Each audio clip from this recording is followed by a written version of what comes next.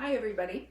Today I'm going to talk to those of you who have osteoporosis or osteopenia about how to safely get up and down from the floor or into bed. The same technique can apply partially. And also how to pick up a weight safely. So here we go.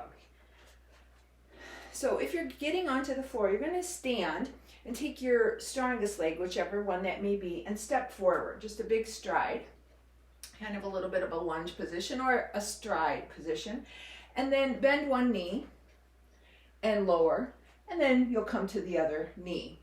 From here, you'll place both hands down on the mat in this hands and knees position, and then lower to your hip.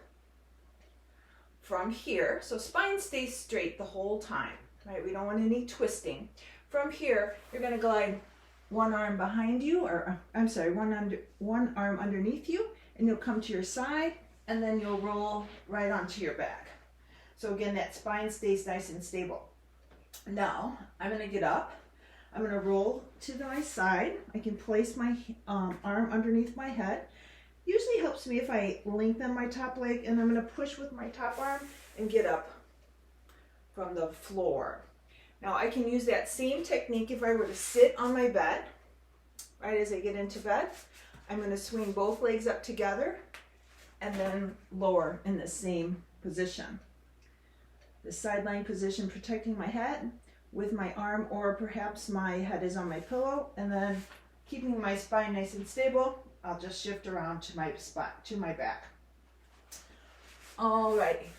Now to get up from the floor, you'll come to that same hands and knees position. I'm just going to scoot over.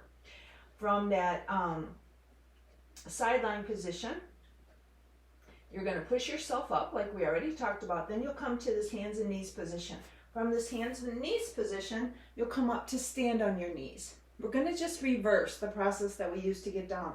I'm going to take my strongest leg forward. I'm going to tuck my back toes. My abs are engaged, right? Pull the belly button toward the spine, and then stand right up. All right, so that's your up and down from the floor or up and down in and out of bed. Now, next up, I'm going to talk about how to pick up something from the floor safely. Now, you should check with your doctor for all things concerning your own personal health status, but I'm just going to talk in generalities. So one of the things you might want to ask your doctor if you have a weight limit. Right? Maybe some people have a 10-pound weight limit or whatnot, so you'll have to discuss that part. But today, I'm just going to show you how to get up and, how to pick up a weight. So I'm going to keep my spine nice and long. I'm going to move my weight in front of me, right? So my spine stays nice and long. I'm going to make a kind of a wide stance. I'm going to bend both knees and hinge at the hip.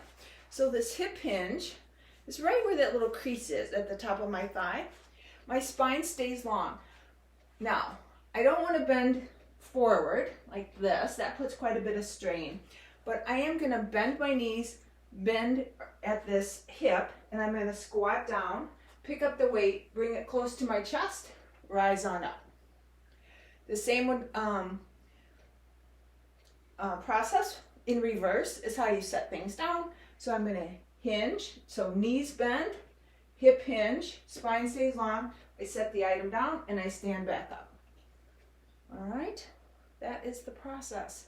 So you can see why it's important to have nice, strong legs to practice that hinge. If you're in one of my online classes or in-person classes, you know we work on this hinge quite a bit. It's a gentle forward bend at the hip crease and a gentle knee bend.